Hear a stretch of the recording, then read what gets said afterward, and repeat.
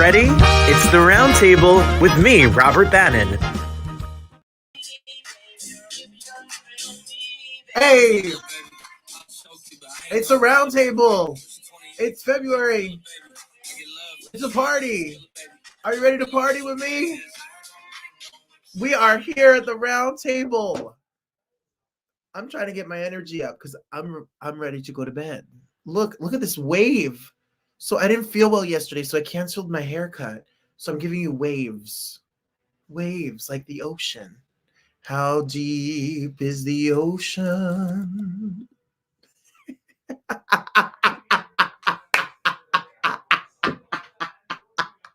The words in the song say, I got love in Detroit, baby. Woo! It's a party. Yes. Hi, David. Hi, Christine. Hi, Judy. How are you?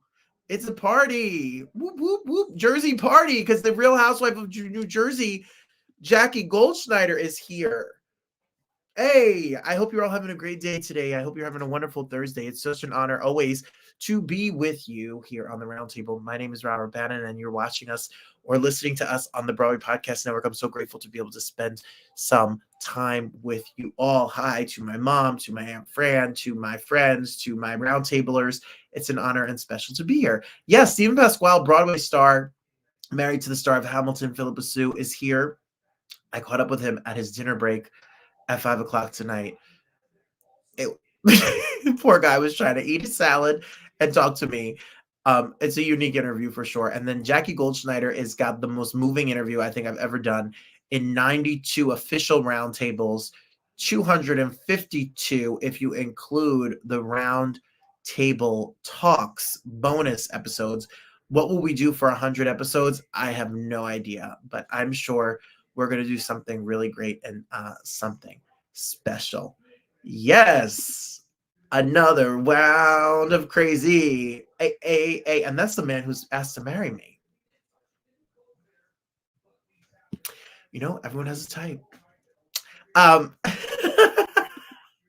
My mother, look at her. That's the Mama Rose. Hi, Mom. Thank you for being here. Excited to have you here. And we're going to have a really good show tonight. I talk about my mom.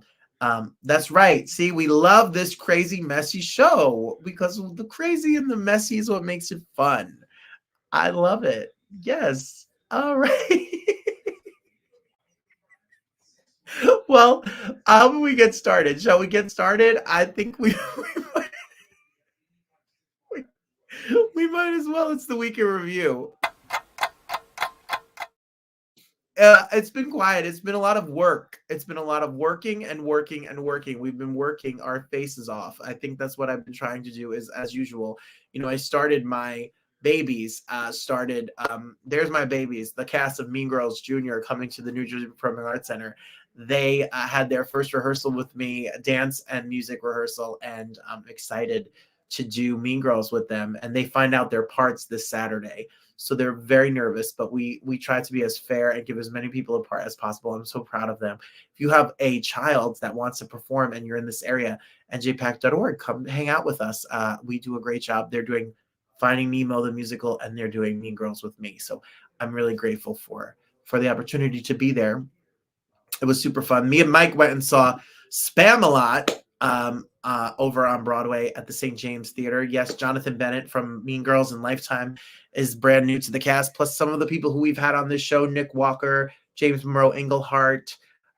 Jonathan Bennett took over from Michael Urie, so Michael Urie's out of the show, but you can definitely need to check out Spam-A-Lot, and we will definitely be spotlighting Spam-A-Lot and some of the cast here on the Roundtable in March, so make sure you check it out. But if you're looking for a fun night, and I'm not dead yet. I'm not dead yet. Alex Brightman is in it, who was Beetlejuice, and he's been on this show. We had a great time. So thank you to everyone at Polk, and thank you to my friends over there at Spam-A-Lot. Mike loved it. Loved it. Hi, Aunt Fran. Mwah. Aunt Fran is watching. I'm going to Aunt Fran's house tomorrow, and you know, she asked me if there's anything that I want.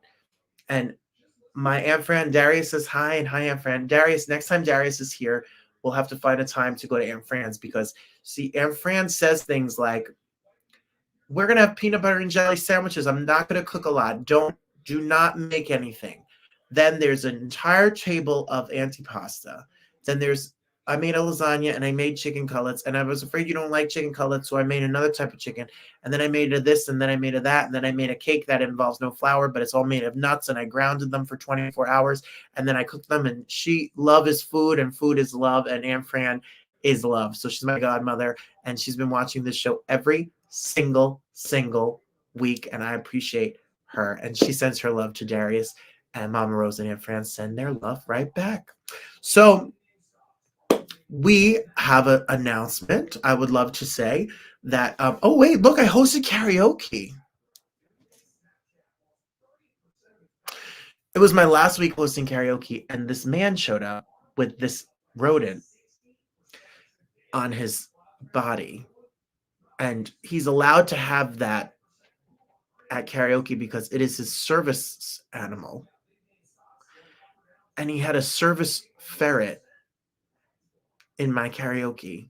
And I cover for Deb Toscano's karaoke, and Avenel performed. When I tell you, people, that you don't understand what it's like there, and if I'm in the right mood, I have such a good time. But if I'm having a rough day,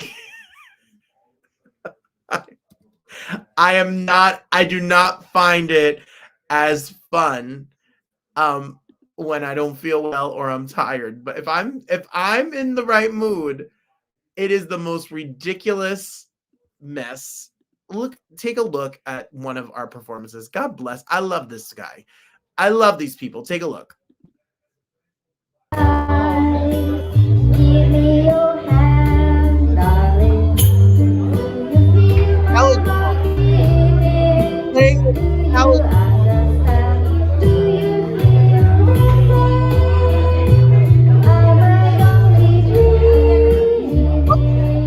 Are you?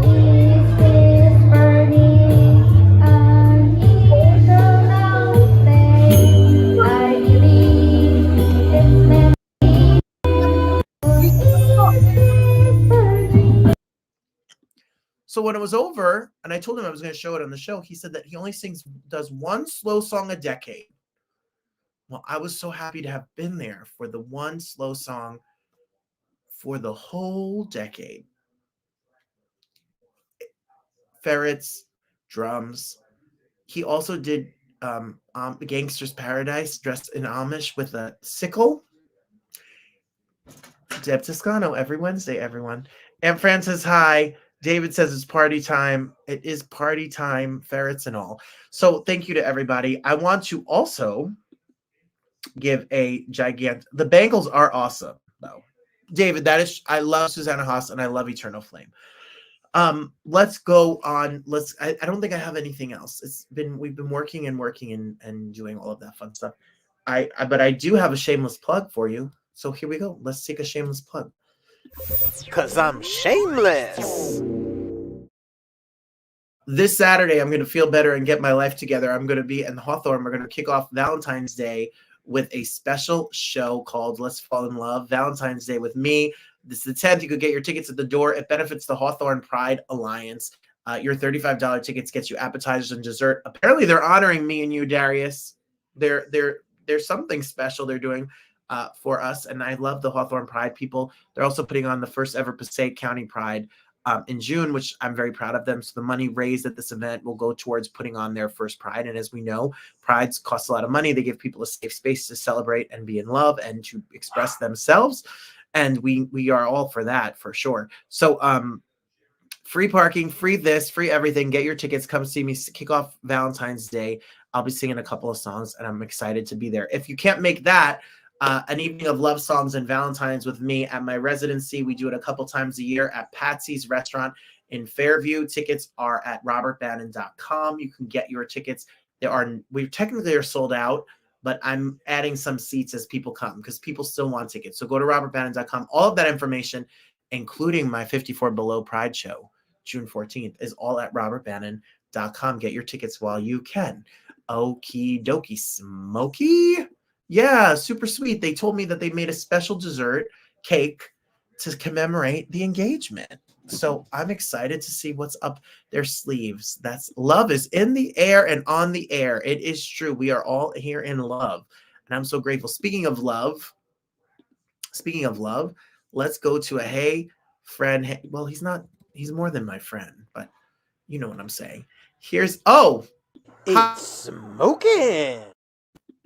Before we get to that, I hope lattes is okay. What are your Super Bowl plans? Do you have Super Bowl plans? Let me know. Your hot take is, do you have Super Bowl plans? And I also want to say in the shameless plug that the Broadway Podcast Network, which we love the people at the Broadway Podcast Network. I look like I'm CNN. Look, there's a ticker. There's a thing. We got a lot going on here. Some really great chats are up there, including me and Adrian talking about the Grammys. Yes, we talk about the, Celine Dion, Taylor Swift moment. If you want to know my take on all of the winners, it's up there. We also have the incredible Darwin Del Fabro, who is an amazing non-binary artist who comes from Brazil, who talks about what it's like to grow up queer in Brazil and how hard it is. And they have the most murder rate for queer youth. And he's using his voice and activism to speak out about that. Some of those and many other events and speeches and conversations are all up there on the Broadway Podcast Network. There's a new one every single day. So you need to check it out and stay up to date. And while we're talking about my hey friend, hey, make sure you tell me about your Super Bowl plans. All right, now it's time. Christine has a dance for this and everything. It's time for the hey friend, hey. I'll be there for you. How you doing? Well, I celebrated our anniversary, so I just want to give a big I love you to my Detroit's Darius, and I want to look at us. This was us when we were babies. That was the first day we ever met. Look at us right there on Motor City Pride. I bought those sneakers because I was nervous to meet him, and I didn't even see how 80 feet tall and handsome and sweet he was at this point. But I bought those sneakers. I got into Detroit early, and I went to the Nike store, and I bought these sneakers because I was trying to get my life together. And this was us the night that we got engaged. It was New Year's Eve. And he's so damn handsome. And I want to say happy anniversary. We celebrated, and the best is surely yet to come. I love you to pieces so, so much. And thank you all for your love and support, because through this journey, you guys have been so supportive and so kind to us. And we can't do it without the support of our friends, our family, and all of you here at the Roundtable. So thank you for being a part of the story and the journey. And I am so incredibly happy and grateful. The best is yet to come. Hang in there. Have faith and hope and believe, and keep going. Don't give up. It's certainly just beginning. Yes. Happy anniversary. I love it. Time flies when you're having fun. And we've been having all the fun for sure. Well, nobody has Super Bowl plans. You know why? Because you're watching a show about Broadway, and ain't nobody got time for the Super Bowl. You know what I'm saying?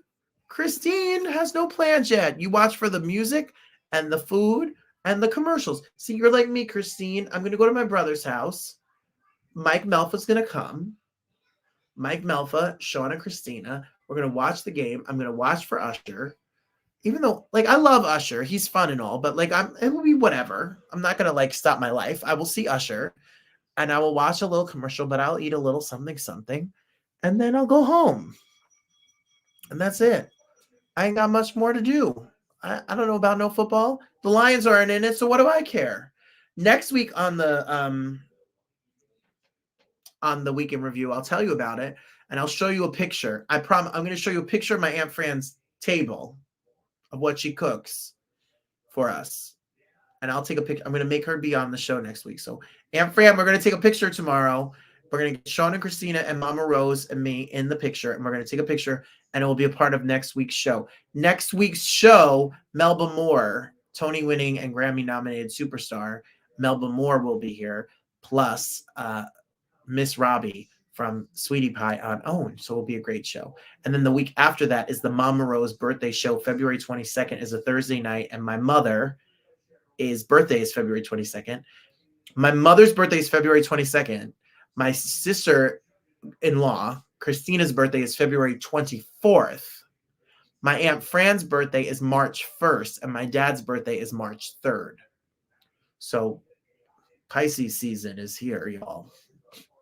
Pisces. Today's show is really special and deep, and one of the best interviews, not because of me, but because of Jackie Goldschneider. Jackie Goldschneider is one of the Housewives of New Jersey. She is from the show that is on Bravo, and she is been on the show for a bunch of years. And she wrote a book called The Weight of Beautiful, and it is The Weight of Beauty. And I read it. They sent me a copy of it, and I read it in a weekend. I was really floored by her honesty and eating disorders. And I talked about my mother about this. My mother suffered from an eating disorder and has been very vocal and open about it in her own life. And I asked her if I could talk about it on the show. And she has been used it as an example that you can overcome something. So it was very not taboo in our household because my mom was recovered and she was someone who's used her, whoever listens, to hear and tell her inspiring story. So I was very moved by Jackie because I know it's very hard to tell the story, and I know it's not something that people talk about, but it affects every family in the world. Somebody is struggling with food, if it's overeating, if it's bulimia, or if it's anorexia. And anorexia is deadly. It kills people in this country, and we don't talk about it. We do not talk about it. So she wrote a book after she showed it on the show, and I needed to have Jackie here to talk about it. It was one of the most powerful interviews I've done. And I got a chance the other day while I was at work to talk to Jackie Goldschneider. Here she is. Take a peek.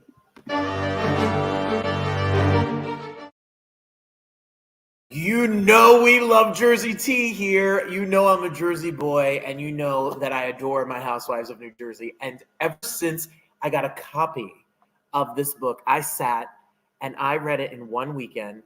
It made me cry. It made me laugh. It gave me all the feels. My mother is a recovered bulimic and has had an eating disorder my whole life growing up and hearing about it. And it is a stigma, and it is something that we do not talk about as much in society. We're afraid to talk about it. There's so many images that make us feel insecure and unsure of who we are. And my buddy, Jackie Goldschneider, has written the most beautiful book and shared her story so publicly and bravely. And I'm so honored to have you here. Thank you so much for having me. I am so excited to talk to you about this because, like I sent you a message the second I read the book, I thought of my mom and the shame and the stigma and the secrets that she kept her whole life growing up. What gave you the courage to tell this story? So many things. Well, I felt like I had to. One of the things that I always thought of was when I was really suffering at my worst, and my eating disorder was 20 years long.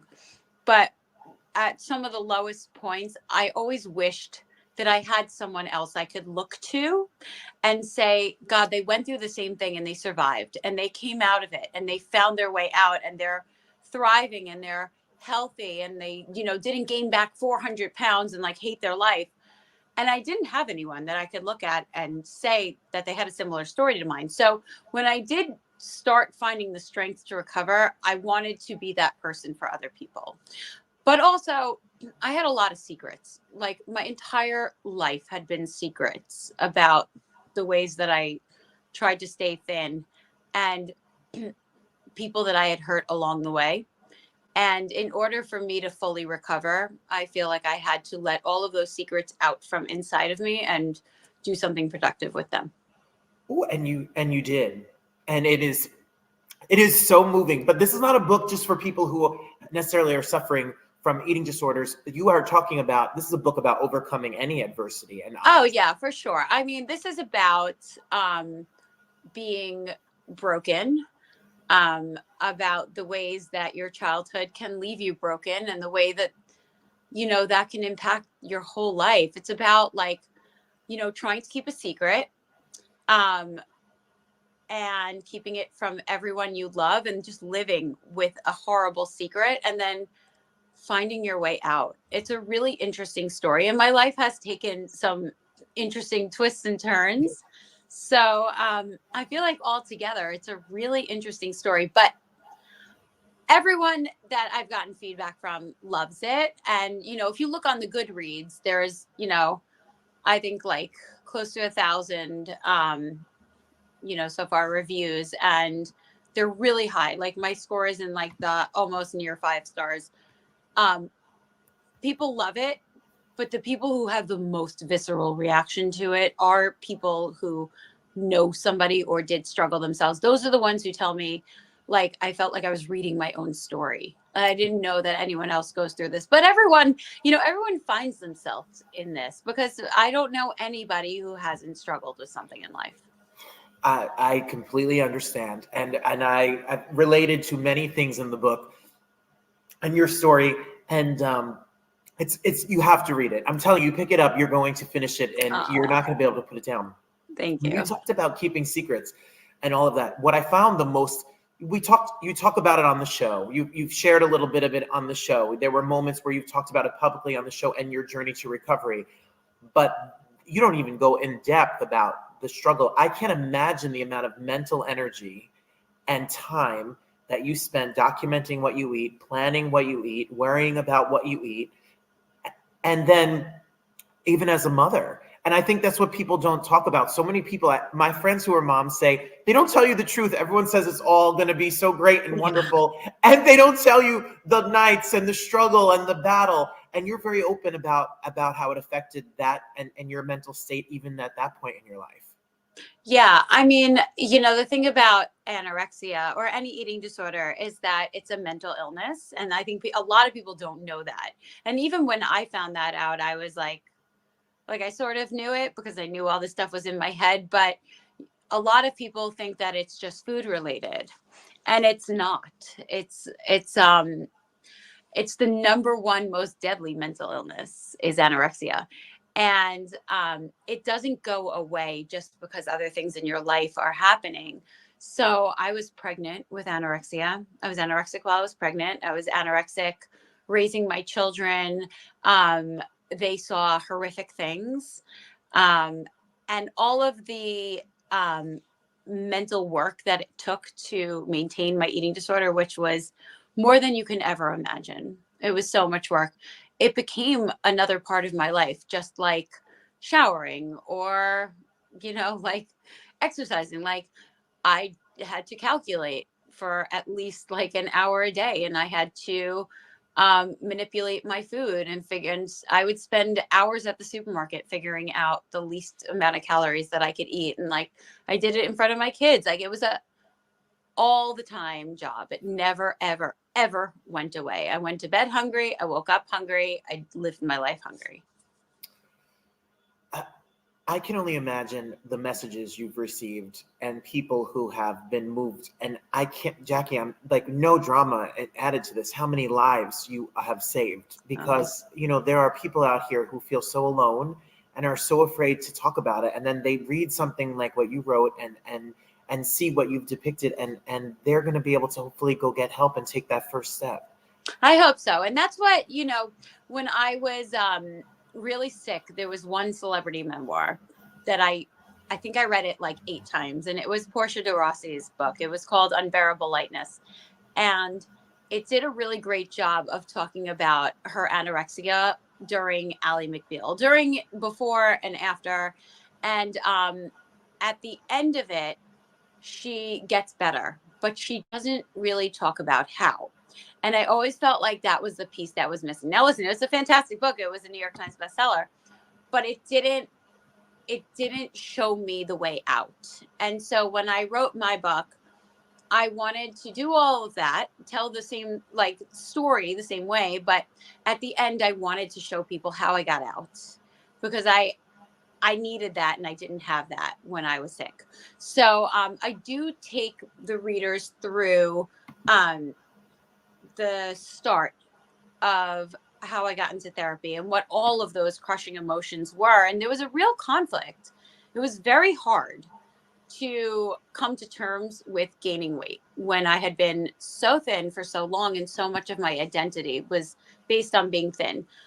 So I do get a lot of messages from people thanking me and telling me that they got the strength to go see somebody, and they were talking to somebody and they want to change their life. But I also got a lot of heartbreaking messages from people who were like the mother or the daughter or the granddaughter of people who are still very sick. And they said, I don't know how to help them. How can I help them? So, I mean, the messages, some of them are so uplifting and some of them are still so heartbreaking. Oh, I'm sure. Well, as we're...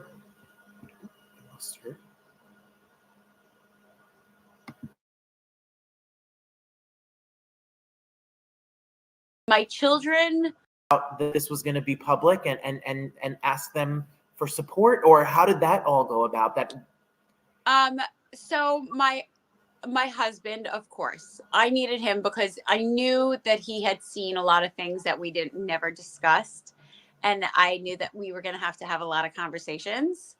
But I didn't talk to my parents about it because I didn't want anybody changing my mind, and not that anybody would. Everyone wanted me to recover. Everyone knew I was sick, but I almost didn't want too many voices involved in it. I knew what I had to do, and I thought that Evan was the only person whose hand I wanted to hold during it. My children, I didn't know how to have those conversations. So the season that it aired, I watched the show with them, especially the scenes that they that talked about my eating disorder. But I think they were very confused, particularly the ice cream scene.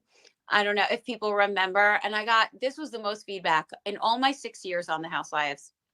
The most feedback I've ever gotten was the ice cream scene, where I took my kids for ice cream and I ate it with them for the very first time in their entire lives. And every single thing about that scene was authentic. But I think that as beautiful as the scene looked, it was very deceiving and very confusing for them. I think in their minds, they were like, I don't understand. If mommy likes the ice cream, why has she never eaten it before? And like, why is this important right now? They didn't really understand what was going on.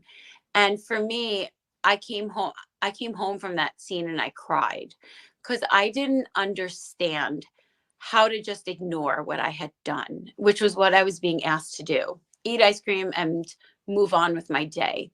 And for me, that was such a foreign concept that the rest of the night, I was racking my brain with how to not compensate for what I had just done. And it was really difficult. And I don't think the cameras showed that. So that's another reason why I wanted to go through not just choosing to recover, but what it was like to recover. Because I think a lot of people start and stop because they get very scared because it seems too hard. And so I wanted to show all the hard. Yes. It was hard. It was hard. That scene is become a very pivotal moment on the show, and I'm sure in your life, and it's talked about in the book. And you talk about going home and the fear and the anxiety of, how am I going to cut the calories, how am I going to exercise more, and pushing yourself to do that. It's so brutally honest and so brilliantly done in the book. It's so bittersweet because it's hard to read, and your heart breaks for you and your husband and your family and everyone that's affected. But it's also so moving and so truthful. And the truth of it is what's beautiful. It's freeing to a lot of people out there, I am sure. Yeah. It's so good. So I always say, growing up with a mother who had an eating disorder and became very public about it and got a lot of flack in the 80s and 90s for it. It's one of the hardest. You could stop drinking, you could stop doing drugs, you could stop gambling. You can't stop eating. You need to eat to live. Right. So how do you build a healthy relationship now? How did you take the steps to be able to try to figure this out? Yeah. Well, one of the things that I think is so important is, if you remember, there's a part in the book where, like a decade ago, I had attempted to speak to somebody, and she was a wonderful eating disorder specialized dietitian. And it wasn't enough. And the reason that it didn't work is because the mental illness piece of it needs its own treatment. So I think one of the reasons it worked for me this time is because I had a therapist who specialized in eating disorders and a dietitian who specialized in eating disorders. Now, I will just say, this is not something that you need to have a load of money to throw at. Both of them, I submit my claims to insurance. I get 70% back. So it is something that's realistic, even if you do not have a lot of money to spend on treatment. I spoke to my therapist twice a week and my dietitian once a week. And I continue to speak to both of them once a week each, because there's so much to pick apart. So my dietitian helps me understand what food does to my body, how to eat and stay full, how to enjoy food. She helps me with, all of that, and eating healthy, but also eating for enjoyment. But my therapist helps me get to the root of what went so wrong in my head that I would need to basically sacrifice my life and my health to be thin in order to feel like it fixed it. And I think doing the combination of both of those things really got me out of it, and let me see, oh my God, I was really killing myself for absolutely no good reason, and I think it can feel really good to distract the rest of your life with something else that's painful, So I had a very traumatic teenage years, really traumatic teenage years. And when I started starving myself, it felt good. The attention felt really good. People were suddenly noticing me. And I mean, let's be honest, in our society, people love thin people. So the amount of positive feedback I got back, I mean, it was the first time in my life I was beautiful, So all of it came together to really, something switched in my head. And I was like, oh God, as long as I am rail thin, I'm going to be important, and I'm going to be noticed, and I'm not going to be teased. And I was so scared to let go of that. My entire life became hyper focused on staying thin. Yes, and you detail it, and you detail those years really well, and in the book. And I had lost 100 pounds. I call it my divorce diet. My straight to gay days, I had lost 100 pounds, 325 pounds. Wow. And as I lost the weight, the attention as someone who was heavy becomes very addictive. It becomes, I don't even know this person. People notice me. We see people so differently based on aesthetics. It's a terrible part of our society. And I understood. See, I'm telling you, there's something for everyone in this book. You can relate there no really matter what. is. I mean, but it's also like a story about just like Yes. losing yourself, and like, my college years, I didn't have anorexia yet, but like anyone who has gone to college and not been an it girl, like you will see yourself, like the insecurities and the trying to find your way, and just feeling so lost. And like so many people, I'll tell you, the number one comment I get is that people picked it up and like read the entire book in one sitting. Yeah. People tell that to me all the time, that they read it in one sitting. I'm telling you, it's riveting. It needs to be a mini series. I don't know. You got a Netflix. We're working on it. We're working on it. I'm ready. So aside from is the show triggering? Are the comments triggering? Is it hard for you? No. I knew what I was setting myself up for. So it's one of the things I worked really hard on, is to be okay with comments. And I swear to you that there is nothing you could say to me now that would trigger me in terms of weight, because I know who I am. I know what my body looks like. So I know that nobody else's comment is going to change what I actually see, or how I actually feel. So I've done a lot of work on not putting too much, investing too much in my size. I still worry about gaining too much weight. I still have fears around certain foods, but I don't restrict. I'm not anorexic, nothing like that anymore. I don't over exercise, nothing. And I eat everything, which is wonderful. But I really made sure that if I was going to write this book, that I was okay with people telling me what they thought of my new body, because I knew it was coming. So now I just want to make a disclaimer that not everyone is okay with comments about their body. So this does not go for anybody else who has recovered from an eating disorder. But me personally, there's nothing you could say to me. So I get all the time, you look so great with some extra weight on you. It's not an insult to me. I know I've gained weight. I know I'm still on the slimmer side. I know that even if I wasn't on the slimmer side, like as long as I feel good and I'm healthy, that's what matters. So there's nothing you could say to me, but I do get all day long, you look so healthy, you look great, a little more filled out. You know, I know that my clothes are bigger. I know that most of my closet doesn't fit me. I still have some work to do, Robert.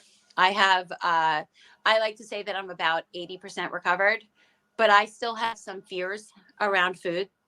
I still have, if you look behind me in my closet, I have not taken my size 00s and my size extra smalls and done anything with them because I'm a little paralyzed with completely letting go of all of that. And like, I've let go of the eating disorder, but there's pieces that I'm still struggling to let go of.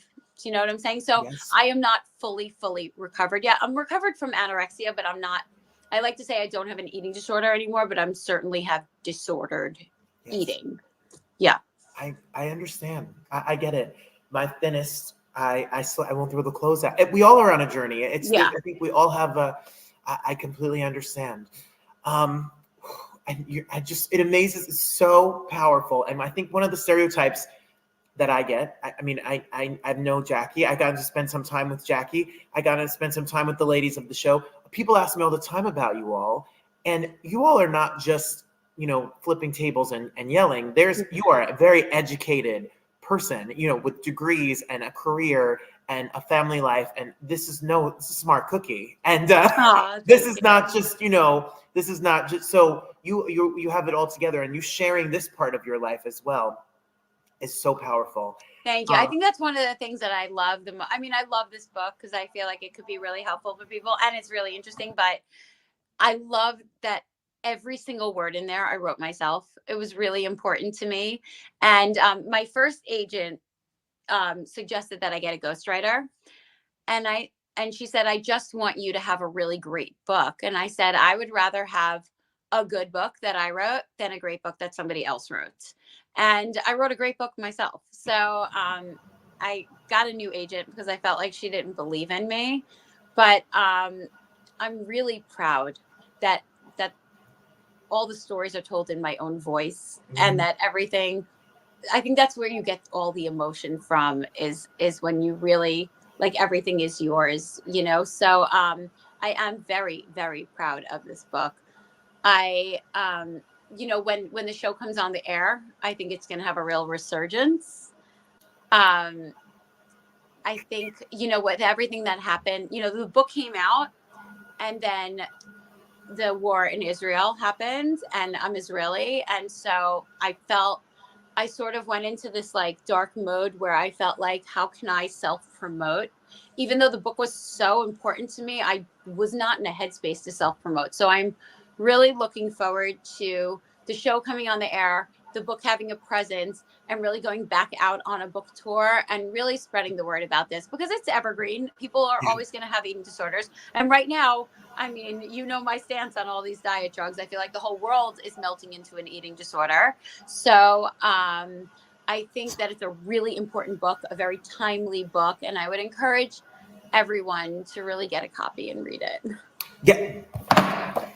The Way to Beautiful. You can get wherever books are sold. You can get one if you're going to the bookstore. If you want to go online, you can get a book. Get it wherever it's sold. Oh, I adore you. Thank you so much. No, please.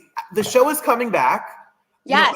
I'm not a gossipy show, so I'm not going to ask you about all the ins and outs. Okay. Even though the rumors are rampant. And I'm sure you're all going to come with some fire because Jersey always does. Always. And we will be watching, and we're very excited. And you have a podcast.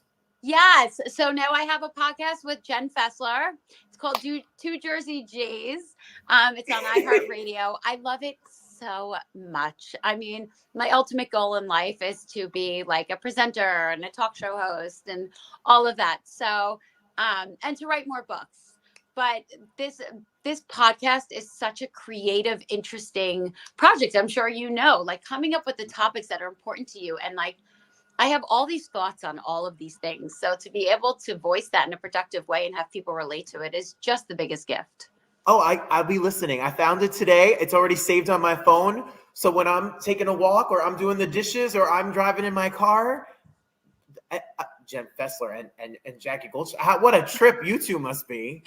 She is so much fun. What a gift she's been to my life. I mean, it's funny because you feel like it's really hard to make friends as an older woman. Like I'm 47. So, but like when you're almost 50 years old, like it's not easy to make new friends. And I feel like she and I have just been waiting for each other our whole lives. I don't know how I lived without her. She's really the best. Well, I love it. So we'll be listening. We'll be watching when the premiere comes on, and then we'll be reading. So if you haven't gotten it, now you want me to embarrass Jackie? Do you want to see Jackie? No. Look at Jackie. I'm not really sure how it goes, but I said it's the piano. And I don't really get the opportunity to. Oh, you can't hear me? No, I can hear you, but you didn't even have sheet music. You just sat down and No, played. I just play by ear. I'm actually really, really good at playing the piano. I let go of it for so long, and now my nails are really long, so it like tap, tap, tap. But I love playing the piano. I always think about going back to have lessons again so that I can like really play the good stuff. But one day I'll be in a band. Jackie, you just sat down and just whipped out your fingers and started to play who knew? Very multifaceted. I like to do a little of everything. I love it. Well, that's what I'm talking about. Follow her, Jackie Goldschneider, on Instagram. Order the book.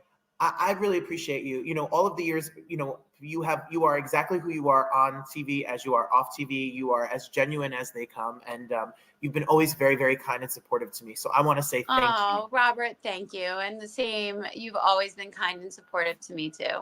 And as somebody who's a family member that grew up with a family and within the throngs of an eating disorder, or if you are somebody who wants to get help or some inspiration, check out the book. Jackie, love to Evan, love to everybody. Thank you, love. I hope I see you soon. I'll see you real soon. Okay. There you have it, Jackie Goldschneider. Thank you. Great interview. Thanks, babe. I appreciate you. Mom, thank you for letting me share your story. Thank you. Appreciate you. Thank you, Jackie, for opening up about her struggles through her life. May her book continue to help and heal many. Thanks for this powerful chat. Thank you, Christine. Lattes, we were worried about you. We talked about you before. Welcome. Lattes ordered the book, so make sure to tell Jackie that you checked it out. The rumors of the show is that, Jackie and Margaret were very close, and the blogs are saying that they had some kind of a fight. But I'm always team Margaret, because Margaret is my friend. Marge Sr. is my friend. I love them. I wouldn't have been a part of the Housewives. Darius just went somewhere and was talking about me, showed a picture of me, and someone notices, the connection to the Housewives, and that's thanks to Margaret. And Jackie used to go to Marge's house, and we used to have dinner, and I used to go over there. And one day she sat down, and we were going to sing, and I was going to sing Seasons of Love. They wanted to play Seasons of Love, and I sat at the piano, and I clunked away. And Jackie was like, "Let me try with you." Bravo didn't know Jackie played piano. I told them. I was like, "Do you all know that Jackie plays piano?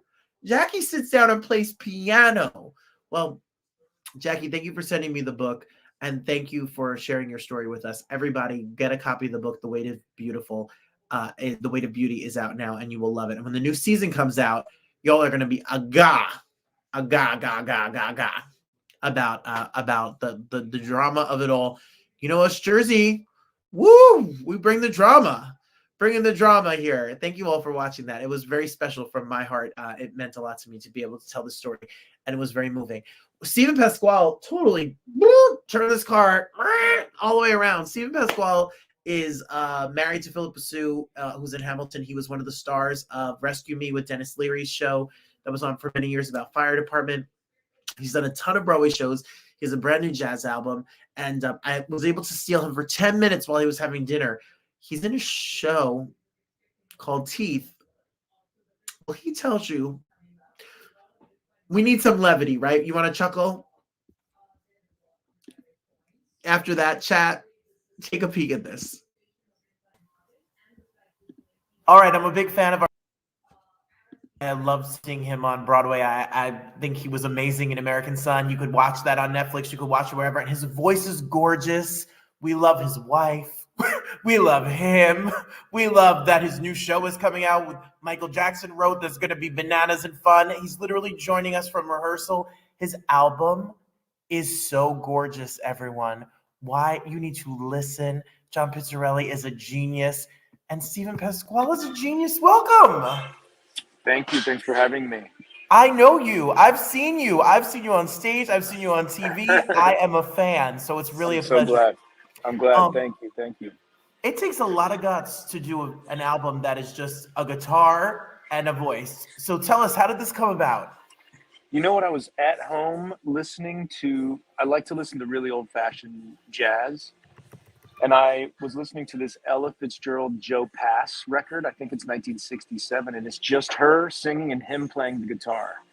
And it was so simple and beautiful. And I thought, boy, I just like the idea of no frills. If you had a good enough guitar player that you could really like fill all the non-singing with like incredible amounts of beautiful playing. And then of course my brain went right to the idea of John Pizzarelli. So I just asked him, I said, is this a crazy idea? You want to make like a kind of Joe Pass, Ella Fitzgerald, our attempt at that? And he loved the idea.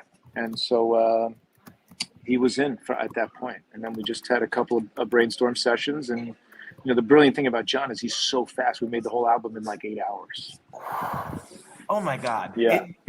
It's insane. If you've never seen him in concert, you have to see him. He's an amazing. And now him and his wife, who is no Broadway slouch, you know, she's pretty much a legend herself. Totally. Jessica Molaski, she's amazing. She was in the studio with us being so helpful, like after every take, really good ideas, really good thoughts. The two of them are really savvy in the recording studio. Well, it's streaming right now. Wherever you can listen to your music, you can get a hang of it, and you could listen to the album. The album, you can get it right where we are right now. You picked these songs. I know you're on dinner, so I appreciate you. You picked these songs. They're all classics. I mean, When I Fall in Love, Young at Heart, Stardust, you know, The Impossible Dream, Nature Boy. How did you whittle it down to being these particular songs? Well, they're definitely favorite songs that I've always loved, but one factor was how would it sound just a voice and a guitar was really the thing that I was thinking in my head. And then I thought, well, what will Pizzarelli do from an arrangement perspective? Because I don't give him literally any feedback. I just say, let's do Stardust. And he goes, how about like this? And I go, well, that's genius. Great. And then we do it. I mean, that's how good he is. So his ability to arrange on the fly is like outrageous. And you are literally one of the first albums to come out of Center Stage Records. I mean, they're brand new. They've come out the gate with a bang. Like, they're cast albums. They are putting out albums like this. And just how has it been in terms of music has changed so much through the years. I mean, we don't. But you're going to have vinyl coming soon. There's a way to get it digitally right now. How is it to create music? The turnaround has to be super fast. Yeah, it's so different now. We don't really bother making CDs anymore, right? Nobody really buys CDs. So, but there is this enormous like nostalgia for vinyl.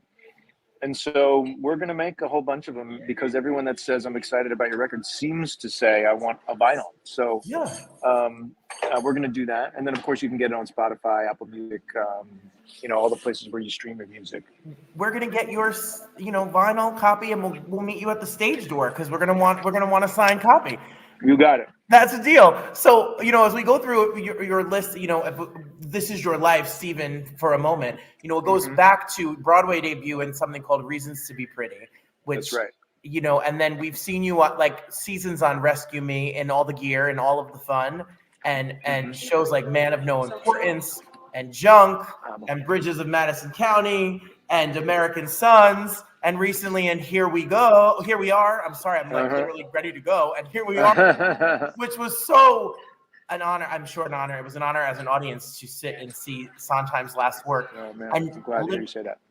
And literally, you're about to open this baby, which is Teeth.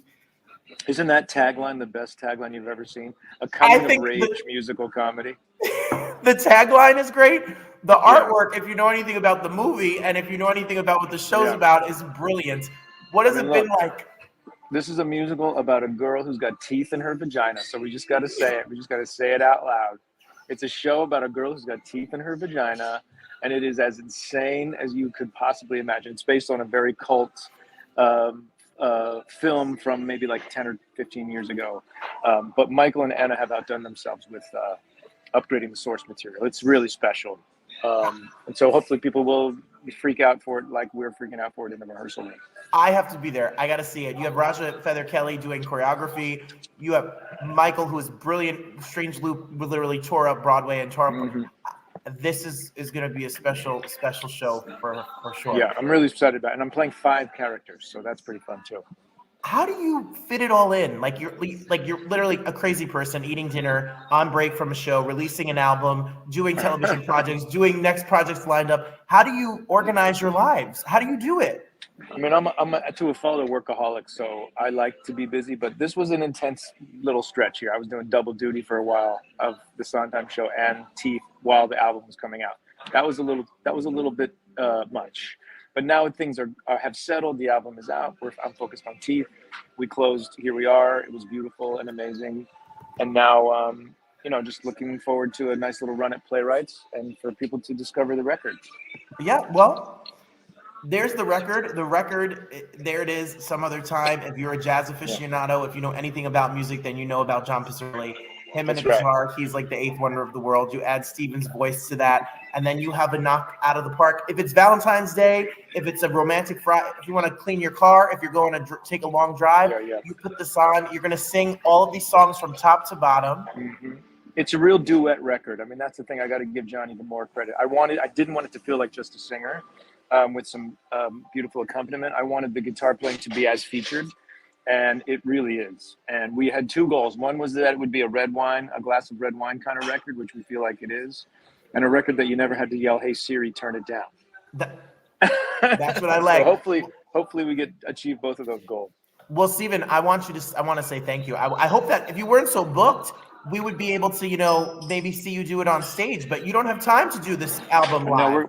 But it would be fun to do it with just John and I somewhere special, maybe in the late spring or early summer. We're trying to find a spot to do that. But that would be a fun idea. Well, I have to say that on the red carpets and working in this business a little bit and getting to go to award shows, your wife is one of the classiest, sweetest people that you could ever meet. She is the greatest human I've ever known. That's without question. And I want to be in your house when you guys are vacuuming your floor or when it's in the car ride, because your 2 voices singing along to the radio has got to be a good old time. We do a lot of harmonizing, but it's always to stupid things like, "I'm going to take a poop right now. I'm going to take a poop right now." That's when we harmonize. You know how much how much you could charge a ticket to see you 2 do that? Well, good. I want everyone that's watching, make sure that you check out Some Other Time. It's out right now. You can stream it wherever music is heard. And then get your tickets. Go see Teeth, a coming of age musical comedy, when it's about to open and get up on its feet. Enjoy dinner, Stephen. Thank you for spending some time with us. Thank you so much. I'm sorry that I don't have more time today, but this was great. Great chatting. We're so grateful. We appreciate you so much. Break all the legs and congrats. Thanks, brother. There you go, Stephen Pasquale at lunch. Only this messy show would we do a whole 30-minute interview about eating disorders and then have a man eat and talk about vaginas with teeth and singing about pooping. And you're watching this. So who's crazy? Yes, teeth in her vagina as a way to stop people from attacking her. You don't need mace. You just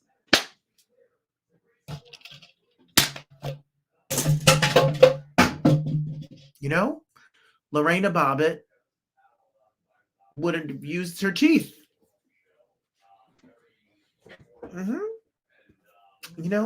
Short but fun and interesting and fit perfectly with a nice long chat with Jackie, and definitely a kooky fun ending to a serious, important show.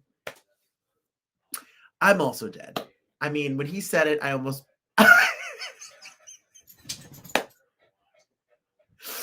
Thank you for being here. I love you all so much for being here. Y'all are nutty. Next week, we'll have a full rundown of my Hawthorne Pride show, of Super Bowl Sunday, of Italian dinner at my Aunt Fran's house, a whole week's worth of mess next week. I'm going to the Black Theater Coalition's first ever gala. I'll tell you all about it. It will be on one of the upcoming shows. Alicia Keys will be there. Hugh Jackman will be there.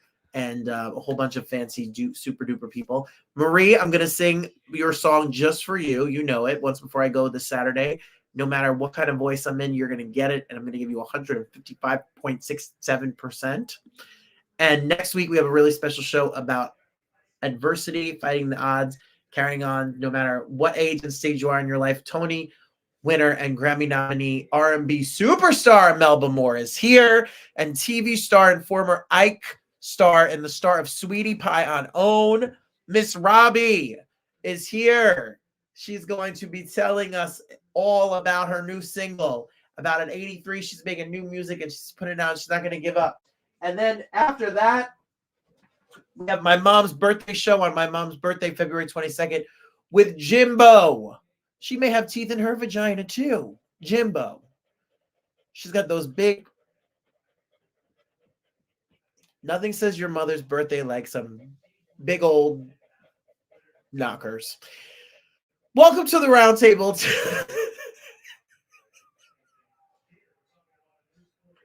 I thank you for being here. I look forward to seeing you next week. Remember, there's more love than there is hate. There's more joy. There's more joy than there is sadness. And there's always the best, which is certainly yet to come. Till next time, everybody. God bless you. Thank you so much for being here. Take care of one another, and I'll see you again next time right here on the Roundtable. Bye, everybody.